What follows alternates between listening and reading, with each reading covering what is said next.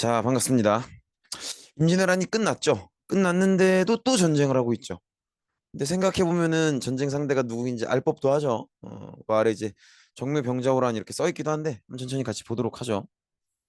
그 음, 임진왜란을 치를 때 요때 왕이 선조였잖아요. 선조였는데 선조 아들이 광해군이에요. 광해군인데 이 광해군 이분이 끝에 군자 붙은 거 보시면 아시겠지만 정식 왕비의 아들이 아니에요. 근데 이제 정식 왕비든 후궁이든 모든 아들들을 다 모아봤을 때 뭐 아들 몇 명 되지도 않지만 그나마 광해군이 제일 나이가 많아요. 제일 장성한 입장이었고 또 크고 보니까 사람이 또 능력이 괜찮아요. 일을 잘해. 그래서 이제 선조가 도망가잖아요. 임진왜란 일본군이 부산으로 침략해오고 충주까지 올라가니까 선조가 이게 수도 버리고 도망가죠. 선조가 의주까지 쭉 올라가지 않습니까? 그때 선조가 분조라 그래서 조정을 나눠요. 나눠서 이제 본인은 도망가 있고 임진왜란의 거의 대부분의 대응을 맡겼던 게 이 광해군이에요. 그래서 사실상 광해군은 임진왜란 당시에 세자로 임명이 돼서 임진왜란의 대부분을 이제 대응하게 되고 또 임진왜란 당시에 조선 병력 대부분을 이제 총책임자로서 지휘를 거의 하게 되죠. 그리고 그 공을 인정받아서 정식 왕비의 아들은 아니지만 왕위에 올라오게 됩니다. 근데 이제 임진왜란이 끝났고 광해군이 왕위에 올라왔단 말이에요. 그러면 광해군의 정치적 목적은 일단 기본적으로는 뭐겠어요? 당연히 기본적으로는 피해 복구겠죠. 피해 복구, 회복. 그죠? 그래서 일단은 회복에 집중을 합니다. 그래서 토지대장 하면 땅 문서죠. 호적하면 인구 문서. 누가 어느 동네 몇 명 사는지 뭐 이런 것들. 그런 문서들도 재정비하고 다 빠그라진 성곽도 수리하고요. 국방력을 또 키워보려고 애도 많이 쓰고 그래서 막 무기 만드는 화기도감 이런 것들 만들고요. 그리고 이제 다친 사람들이 많을 테니까 다친 사람들을 치료하려고 이제 허준이라는 의학자에게 동의보감이라는 책을 쓰게 하죠. 이게 너무 유명한 책이죠. 근데 이제 동의보감을 그동안에는 그냥 조선시대 때 한의학 책이래 그렇게 알고 계셨겠지만 이젠 이 수업을 들으셨으니까 동의보감 임진왜란 피해 복구하려고 광해군이 허준한테 쓰라 그런 거야. 그렇게 이해하셔야 돼요. 그래서 동의보감의 주된 내용은 이제 한반도의 백성들이 되게 비싸지 않게 동네 마을 어귀에서 쉽게 구할 수 있는 약초들 어디에 쓰면 어떻게 좋은지 어떻게 치료할 수 있는지 이런 것들을 정리해 놓은 책이 동의보감이다. 이렇게 보시면 되겠고 이 동의보감이죠. 그래서 이렇게 피해를 열심히 쭉 복구해 나가는데 여기 이제 임진왜란의 피해를 복구한다는 게 광해군의 1번 목적이긴 하지만 저거는 사실 뭐 누가 반대할 사람이 있는 게 아니잖아요. 그냥 하면 되는 거지. 그래서 열심히 하면 돼요. 고민할 게 별로 없어. 근데 광해군의 진짜 고민거리는 사실 피해 복구가 아니고요. 국제 외교에 있어요. 국제 외교. 기억하시겠지만 명나라는 우리를 도와주느라 되게 많이 약해졌죠. 명나라라는 한족 국가가 약해지니까 북방민족이 세지지 않겠습니까? 그래서 이때 명나라가 약해질 때 세졌던 북방민족이 여진족이죠. 그래서 명나라가 이렇게 약해진 틈을 타서 여진족들이 강해지면서 누르하치라는 인물을 중심으로 해서 후금을 건국하게 됩니다. 이때 이제 여진족이 강해진 배경은 당연히 뭐겠어요? 당연히 명나라가 우리나라를 돕느라 약해진 거죠. 명의 약화로 인해서 여진족이 강화되면서 누라치라는 리더를 중심으로 후금이라는 국가를 세우게 됩니다. 왜 후금인지는 아시겠죠? 우리 옛날 고려시대 때 기억나실 거예요. 고려시대 때 여진이 강성해져 갖고 막 금나라라는 나라 세워서 우리나라한테 막 군신관계 요구하고 막 그러죠. 근데 그때 이제 이자겸이 지배자였으니까 군신관계 그냥 받아들인다 이래갖고 별 논쟁 없이 받아들이잖아요. 그 금나라를 계승하겠다는 게 저 후금인 거예요. 그렇게 봐주시면 되겠고 그래서 명과 여진이 대립하는데 사실 명나라는 이제 지는 해고 여진은 뜨는 해고 그렇죠. 그래서 그런 상황입니다. 근데 여기서 이제 광해군의 고민이 시작되는 거죠. 여진이 명나라를 압박하면 명나라는 분명히 우리한테 도움을 요청할 거예요. 왜냐면 임진왜란 때 자기들이 우리를 도와줬으니까. 근데 명나라를 안 돕자니 배신자가 되는 거고 명나라를 돕자니 여진이랑 맞짱 뜨는 건데 그건 부담스럽고 이 어떤 곤란함을 광해군이 잘 대처해 나가야 되죠. 그래서 그때 광해군이 했던 이 대처 방식을 중립외교라고 부르는데 이게 어떤 거냐면 이런 거예요. 지금 후금이 명을 압박하고 있는 그런 모습이죠. 결국 아니나 다를까 여신의 후금이 명나라를 군사적으로 공격합니다. 그래서 벌어지는 게 사르후 전쟁인데 당연히 이때 명나라는 우리한테 도움을 요청합니다. 그래서 특히나 광해군은 임진왜란 때도 세자로서 역할을 많이 했잖아요. 그러니까 이제 명나라 황제 입장에서는 자기들 명나라가 얼마나 열심히 도와줬는지 광해군은 잘 알고 있지 않겠는가 이런 기대감도 있는 거죠. 그래서 명나라 황제 만력제가 이 광해군한테 도와달라. 우리 니네 임진왜란 때 우리가 얼마나 많이 도와줬냐. 이제 니네가 보답을 할 때다. 좀 도와줘라. 이런 얘기를 합니다. 그래서 광해군은 이 요청을 듣고 마음은 심란했겠죠. 이거 어떻게 해야 되지? 많은 고민들이 들었을 겁니다. 많은 고민들이 들었을 텐데 대답은 일단 어떻게 해야 돼요? 지금 명나라가 도와달라고 하니까 이거 도와달라고 하면은 안 들어줄 수 없잖아. 일단 말이라도. 그래서 말로는 일단 듣기 좋게 하죠. 그래서 아유 그럼요. 얼마나 감사한데요. 저희 임진왜란 때 명나라 얼마나 우리 진짜 성심성의껏 얼마나 큰 도움이 됐는지 너무나도 잘 기억하고 있고 그때 명나라 아니었으면 우리 죽을 뻔했습니다. 근데 너무 깊은 마음으로 도와주셔서 너무 큰 은혜를 입었고 이번에 여진이 명나라 공격한다는 얘기 들었는데 저희가 최선을 다해서 절대로 명나라가 여진 때문에 위기를 겪는 일이 없도록 최선을 다해서 돕겠습니다. 이렇게 얘기를 하죠. 듣기 좋게 얘기는 잘 해놨는데 근데 이제 대화가 끝나고 나서가 고민의 시작이죠. 야, 기어이 도와달라고 하네. 야, 이거 어떡하냐. 안 도와주면 배신이고 도와주자니 여진이랑 맞짱을 떠? 아, 이거는 오바 같고 답이 안 나오네. 그런 상황이에요. 그래서 이걸 의논하기 위해서 북방 지역을 맡고 있었던 강홍익 장군을 불러드립니다. 그래서 강홍익 장군이랑 대화를 하는데 일단은 지금 상황을 알려줘요. 그래서 아마 얘기 들으셨겠지만 결국 여신 즉 후금이 명나라를 공격했습니다. 명나라는 당연히 되게 부담스러운 상황이고 이거에 대해서 우리나라한테 도움을 요청해 온 상황입니다. 근데 이 여진 지금 너무 세거든요. 그래서 이 명나라 도와준답시고 가면은 개죽음이에요, 개죽음. 개죽음인데 그 여진을 또 안 도와줄 수도 없고 여진이란다 명나라를 안 도와줄 수도 없고 명나라가 도와달라고 하는데 안 도와주면은 그 배신자고 도와주자니 여진이랑 싸워야 되는데 여진 지금 감당 안 되고 어떻게 해야 됩니까? 그래서 이 얘기를 쭉 듣고 있던 강홍립이 헷갈리니까 그러면 여진 너무 세서 가면 개죽음이니까 그러면 안 갑니까? 네, 물어봐요. 그러니까는 이제 광해군이 안 가긴 어디란 가요. 명나라가 도와달라는데 배신자 될 거예요? 가야 돼요 이거. 안 가고선 답이 안 나와. 가야 돼요. 그럼 그 얘기는 무슨 얘기예요? 가서 여진이랑 맞짱 뜨고 뒤지란 얘기죠. 그래서 이제 강훈립 장군이 그 얘기를 듣고 무슨 생각을 하는 거야? 나의 사랑하는 아내, 내 자식들, 이 토끼 같은 자식들, 내가 없으면 어떡하나. 아, 나의 이제 죽은 목숨이네. 이런 생각을 하면서 대답은 해야죠. 왕이 얘기를 했으니까.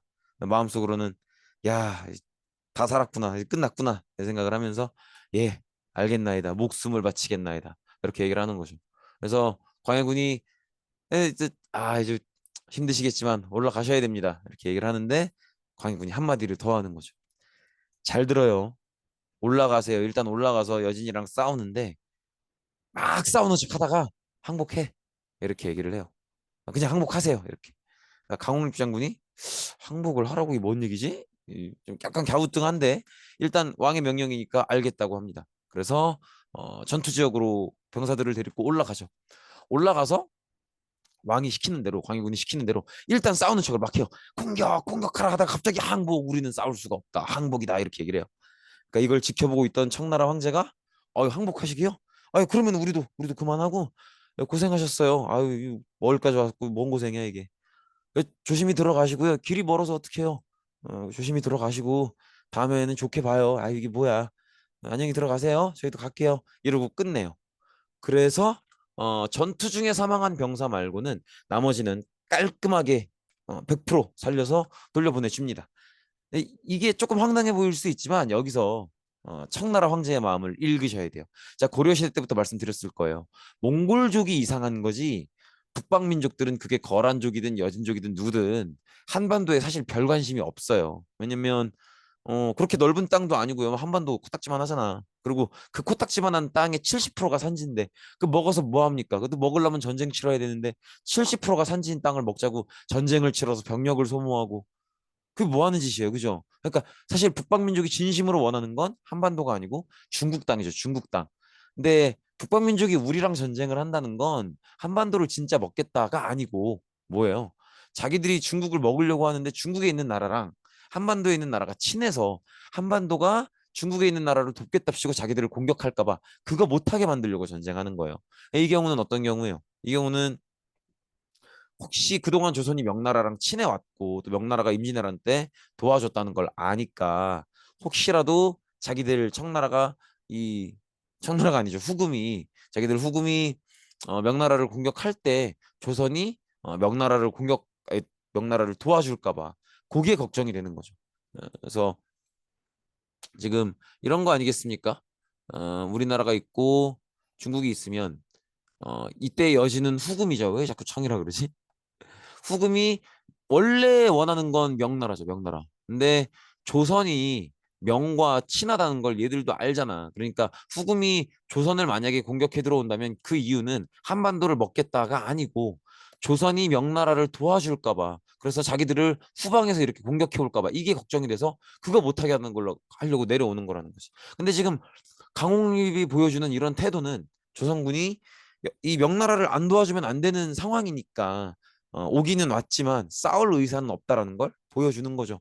그래서 이제 후금의 황제도 여기서 관계를 더 더럽힐 이유는 없다 이렇게 생각을 해서 깔끔하게 싸움으로도 번지지 않고 살려서 돌려보내는 거죠. 그래서 어떤 광해군의 뜻을 읽은 거죠. 그래서 대놓고 얘기는 없었지만 광해군과 후금 왕 사이에 황제 사이에 어떤 암묵적인 합의가 있었던 거죠. 그래서 후금도 우리 너네랑 사이 안 좋아지고 싶은 마음 없고 명나라 복에 민망해서 지원을 해주긴 하지만 싸우고 싶지 않은 그 마음을 알겠다. 그러니까는 너네 명나라 복이 민망해서 군대는 보냈지만 안 싸우고 싶지? 그 마음 이해해. 그러니까는 다 살려서 보내줄게. 우리 구태여 싸우지 말자. 그리고 너네도 웬만한 명나라 안 도와줬으면 좋겠어. 이렇게 합의 보고 돌려보내는 거죠.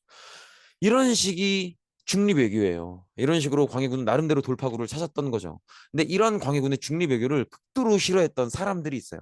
그 사람들이 붕당 중에서 서인이에요. 이게 사림이 이렇게 나눠지잖아요.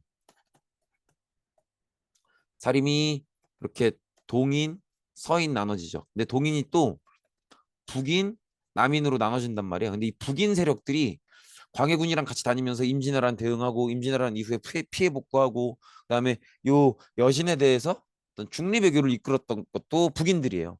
근데 이 북인들의 이러한 정책, 특히나 여신에 대한 어떤 중립외교의 정책, 적당히 넘어가는 그런 정책을 극혐했던 게 서인이에요. 서인. 서인은 뼛속까지 성리해요. 뼛속까지.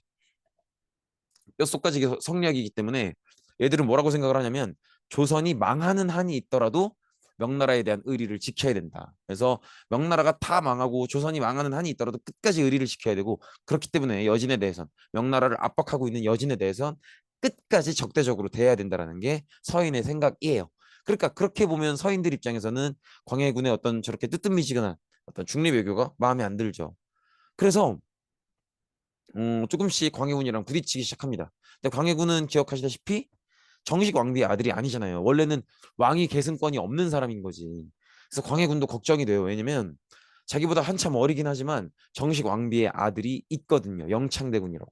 그래서 혹시나 서인들이 자기를 안 좋아하잖아. 서인들은 끝까지 명나라에 대한 의리를 지켰으면 좋겠는데 자기는 이제 여진이랑 적당히 어, 타협하는 중립 외교 정책을 했으니까 서인들이 자기를 싫어한다는 걸 안단 말이야. 그래서 광해군 생각에는 서인들이 정식 왕비의 아들이었던 영창대군을 잘 데리고 키워서 자기를 몰아내고 걔를 왕위에 세우지 않을까라는 걱정이 있었던 거죠. 그래서 광해군이 이 어린 영창대군과 그 어머니였던 인목대비를 영창대군은 죽이고 인목대비는 폐위시킵니다. 이 인목대비는 광해군의 아버지였던 선조의 아내예요. 근데 선조가 되게 늦게 얻은 아내이기 때문에 광해군보다도 9살이 어려요. 그러니까 이제 광해군 입장에서는 자기보다 훨씬 어린 여자를 자기 아버지랑 결혼했다는 이유로 엄마로 불러야 됐었던 그런 시간들을 지내왔던 거죠. 아무튼 그런 상황이에요. 그래서 서인들이 이렇게 광해군의 어떤 여진이랑 적당히 타협하는 중립 외교를 비판하고 또 광해군이 이렇게 영창대군을 죽이고 자기 친어머니는 아니지만 아버지의 아내이자 자기가 어머니로 대우해드려야 되는 인목대비를 폐위하고 이런 것들을 이제 불효다. 효답지 못한 행동이다. 효를 보여주는 행동이 아니다. 이렇게 판단하는 거죠. 그래서 외교에 있어서도 명나라의 의리를 배신하고 국내 왕실에 있어서도 효를 보여주지 못했기 때문에 왕으로서의 자격이 없다라고 하면서 결국은 서인들이 중심이 돼서 광해군을 몰아내버립니다. 그리고 세운 왕이 인조인 거죠. 그러면 사실 그 뒷부분은 어느 정도 예상이 되시죠?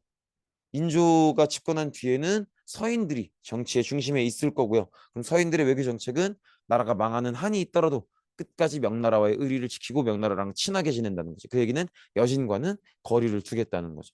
그래서 이런 정책을 친명배금이라고 하는데 아무튼 간에 서인 세력이 광해군을 몰아내고 이제 인조반정을 일으키면서 인조를 왕위에 앉히고요. 그리고 본인들이 서인들이 정치의 중심에 서죠. 그래서 명나라와 의리를 지키고 명나라와 친하게 지내고 여진족의 후금과는 거리를 두는 그런 외교 정책을 하는데 이게 사실은 어때요? 이게 여진족이 가장 걱정했던 부분이잖아요. 사실은 정말 조선이랑 싸울 생각이 별로 없는데 조선이랑 싸우게 된다면 조선 한반도를 원해서가 아니고 조선이 명나라를 도와줄까 봐 싸우는 거잖아요. 근데 지금 그러려고 하잖아. 서인이 집권한 뒤로. 그래서 결국은 이 후금이 군대를 내려보내게 되는 거죠. 여진족 후금이 군대를 내려보내서 공격을 하게 되는데 그게 바로 정묘호란이에요. 그래서 정변을 주도했던 서인 세력이 인조 이후에 정권을 주도하게 되고 명을 가까이 하고 후금, 여진족을 멀리하는 외교 정책을 세우게 되죠. 그래서 이게 이제 여진 입장에선 후금 입장에서는 굉장히 어떤 신경 쓰이는 부분인 거죠. 그렇게 보시면 되겠고 그다음에 정묘호란은 어쨌든 이 여진족 후금이 조선이 명나라에 대한 의리를 지키려고 하는 모습을 보이니까 그것 때문에 공격을 내려오는 건데 공격을 내려왔던 실제 명분은 이괄의 난이라는 반란이었어요. 이 이괄의 난은 내용이 그렇게 중요하진 않은데 이괄의 난은 뭐냐면 인조 반정의 과정에서 서인들이 광해군을 몰아내고 인조를 세우는 그 과정에서 이괄이라는 인물도 자기 생각할 땐 자기가 충분히 공이 있었던 것 같은데 그 자기가 생각하는 공에만큼의 해당하는 대우를 못 받았다고 느끼는 거죠. 그래서 이괄이 난을 일으키는데 어, 후금이 조선을 공격해왔던 어떤 대외적인 명분은 이 이괄의 난을 진압해주겠다 이런 명분으로 내려와요. 근데 사실 이괄의 난은 명분에 지나지 않고 그렇기 때문에 이괄의 난의 내용을 기억하는 것도 그닥 중요하지 않아요. 여러분들이 챙겨가셔야 될 건 후금이 이 이괄의 난을 계기로 명분으로 삼아서 한반도를 침략해 들어온다는 거죠. 그게 정묘호란입니다.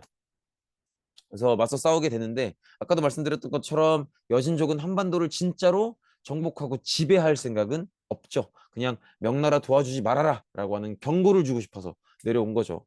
그래서 그렇게 막 열과성을 다해서 공격하진 않고요. 그래서 적당히 이제 형제 관계를 맺고 돌아가게 됩니다. 그리고 또 후금 입장에서도 명나라를 공격하는 데더 집중을 해야 됐었기 때문에 이제 우리나라에 그렇게 막 신경 쓸 여력이 없죠. 그래서 적당히 후금이 즉 여진족이 형을 하고 조선이 동생을 하는 그 정도의 형제 관계를 맺고 돌아가게 되죠.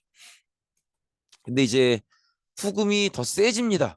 그래서 후금이 더 세지면서 나라 이름을 청으로 바꿔요. 어떤 차이냐면 후금은 그냥 우리 여진족들끼리 잘 살아보자 하는 정도예요. 옛날에 멋있었던 금나라 계승하면서 우리 여진족들끼리 잘 살아보자 하는 게 후금이라면 청은 이제 여진이 많이 세졌기 때문에 이 세계의 중심은 청나라다라고 하는 마치 한족 애들이 중국 통일하면 할 법한 생각. 그래서 이 세계의 중심은 청나라 여진족이고 이 여진족이 주변 민족을 다스리고 지배한다. 그런 어떤 목적 의식, 어떤 그런 배포 그런 것들을 가진 게 그래서 후금 시절의 자신들보다 자신들을 훨씬 더 자신감 있고 강력하게 생각하는 그래서 주변 지역을 다 지배하겠다 이런 의지를 갖는 그런 이름이 청이에요. 그래서 우리에 대한 관계도 다르게 요구해 오기 시작해요. 그 전에는 후금 때는 형제 관계였다면 청나라로 나라 이름을 바꾸고 나서는 주변 국가를 지배한다라는 인식을 갖고 있기 때문에 우리에 대해서도 군신 관계를 요구하게 됩니다. 그러니까 이제 자기들 청나라가 임금 노릇을 하고 우리 보고 신하 노릇을 하라는 건데 이걸 가지고 굉장히 조정에서 찬반이 많이 나뉘어요. 왜냐면 우리는 임진왜란 끝낸 지도 몇 년 되지도 않았죠. 안 그래도 약한 상황인데 청나라는 지금 엄청 세잖아요.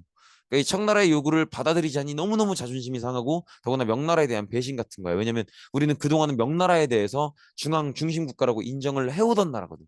근데 갑자기 여진족이 나타나서 명나라를 무너뜨리고 자기들이 중심이라 그러면 우리 입장에서는 자존심도 상하고 군신 관계를 맺는 것 자체가 자존심도 상하고 그리고 또 명나라에 대한 배신이다. 이런 생각을 하게 되는 거죠. 그래서 이걸 받아주면 안 된다. 군신 관계를 받아주면 안 된다. 이렇게 생각하시는 분들도 계신데 또 반대편에서는 어쨌든 청나라가 너무 센 건 사실이니까 감당이 안 되잖아요. 그래서 그냥 받아줘야 된다. 이렇게 주장하시는 분들도 계세요. 그래서 이게 되게 이 군신관계 요구를 받아줄 거냐 말 거냐가 각자의 이유들이 있고 그래서 되게 뜨거운 논쟁거리였단 말이야. 되게 길게 논쟁을 하는데 결국은 어, 얘들은 서인이잖아요. 찐 성리학자잖아. 그래서 결국은 끝까지 싸우자는 척화파가 세력을 얻게 됩니다. 그럼 이거 맞짱 뜨자는 얘기죠. 그래서 맞짱을 뜨는데 이걸 이길 수가 없죠. 결국 척화파가 세력을 얻으면서 청의 어떤 군신관계 요구를 조선이 거절하게 되고요. 청은 거절을 당한 뒤에 바로 군대를 동원해서 직접 한반도를 공격해 들어오게 되는데 그게 병자호란이에요. 병자호란. 요때 이제 대부분의 왕실은 기억하시겠지만 북에서 북방민족이 내려오면 가장 먼저 생각하는 피난지 어디에? 강화도죠, 강화도. 그래서 대부분의 왕실들과 신하들은 강화도로 피난을 하고요. 인조는 몇 남지 않은 신하들과 함께 경기도 광주의 남한산성에 들어가서 스스로를 고립시키면서 대항하기 시작하는데, 음, 요게 요 남한산성 사진 보시면 느낌이 오실 거예요. 주변에 정말 산밖에 없어요. 그러니까 이제 어서 식량을 보급할 수가 없잖아요. 그러니까 청나라 군대 입장에서는 쟤들은 그냥 안 싸워도 주변에 포위시키고 밖으로 못 나오게만 하면 언젠가는 굶어 죽을 거라는 거지. 그래서 결국 인조도 이 위기를 알고 있었고, 그래서 남한산성에서 며칠 고립돼서 되게 고립된 상태에서 버티고 있다가 결국은 항복을 선언하게 되죠. 그래서 삼전도에 끌려가서 항복을 하는데 요때 항복을 위해서 청나라가 요구했던 게 되게 조금 치욕적이기는 해요. 일단 복장을 왕의 옷을 못 입게 하고요. 파란색 복장을 입게 하는데 이 파란색 복장이 청나라의 가장 낮은 관리들이 있는 그런 복장이에요. 그러니까 조선의 왕을 청나라의 관리들 중에서도 가장 낮은 관리에 준하는 그런 취급을 하겠다는 거죠. 그리고 가서 이거 삼배 구고두리에라고 하는데 어, 3번 절을 하고 9번 머리를 조아리는. 그래서 한 번 절할 때 3번씩 이마를 바닥에 꽁꽁꽁 찍고 다시 한 번 더 절하고 또 꽁꽁꽁 찍고 다시 한 번 절하고 꽁꽁꽁 찍는. 그래서 3번 절하고 9번 찍는. 그걸 삼배 구고두리에라고 하는데 조선의 왕 인조가 직접 이제 나아가서 청나라의 황제 앞에서 이렇게 삼배 구고두리에 3번 절하고 9번 머리를 찢는 그런 어떤 형태로 결국 항복을 하게 되죠. 이렇게 지금도 삼전도에 가시면 당시에 굴욕을 새겨놓은 삼전도비라는 비석이 이렇게 있죠. 아무튼 그렇게 보시면 되겠고 그다음에 이때 이제 인조의 아들들 왕자들이었던 소현세자와 복림대군도 끌려가게 되고요. 그다음에 끝까지 싸워야 된다는 주장을 했었던 척화파 신하들, 그다음에 백성들도 상당히 많이 끌려가게 됩니다. 그러다 보니까 이제 우리는 이게 사실 우리한테는 되게 충격이었어요. 왜냐면 우리가 여진족이라는 민족을 알고 지낸 지는 뭐 몇천 년 되잖아요. 그러니까 그 긴 기간 동안 우리는 사실 여진에 대해서는 좀 들떨어진 애들, 좀 무식한 애들 그렇게 생각을 했단 말이야. 근데 그랬던 애들한테 항복을 왕이 나서서 해야 되고 이런 모습들이 너무 충격적인 거죠.